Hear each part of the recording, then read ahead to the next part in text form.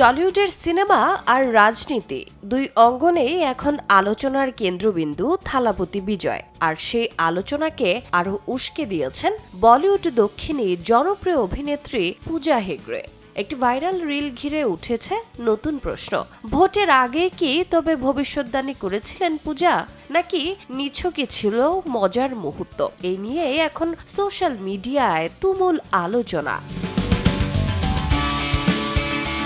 পূজা হেগড়ের share করা সেই ভিডিওতে দেখা যায় শুটিং সেটের একটি বোর্ডে লেখা ছিল নির্বাচনে কে জিতবে। মজা করে পূজা সেই বোর্ডের দিকে নির্দেশ করে আঙ্গুল দিয়ে বিজয়ের দিকে ইশারা করেন আর বুঝিয়ে দেন নির্বাচনে জয়ী হতে যাচ্ছেন। সহ অভিনেত্রীর এমন কাণ্ডে বিজয়কেও বেশ লজ্জিত হতে দেখা যায়। মজার এই মুহূর্ত শেয়ার করে পূজা লেখেন, মনে হচ্ছে ঘটনার আগেই আমি বলে দিয়েছিলাম। স্বপ্ন সত্যি হওয়ার জন্য শুভেচ্ছা বিজয় স্যার। নেটিজেনরা পূজার দূরদর্শিতা প্রশংসাও করেছেন।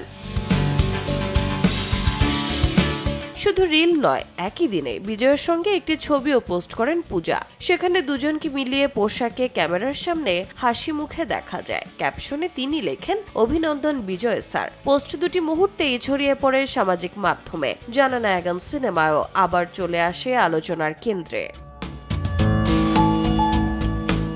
একদিকে রাজনীতির মাঠে বড় জয় পেয়েছে বিজয়ের দল টিভিকে। তামিলনাড়ুর 234 আসনের মধ্যে 108টি আসনে জয় পেয়ে দলটি একক বৃহত্তম দল হিসেবে উঠে এসেছে। যদিও সরকার গঠনের জন্য দরকার 118 আসন। ফলে এখন নজর গভর্নরের সিদ্ধান্তে।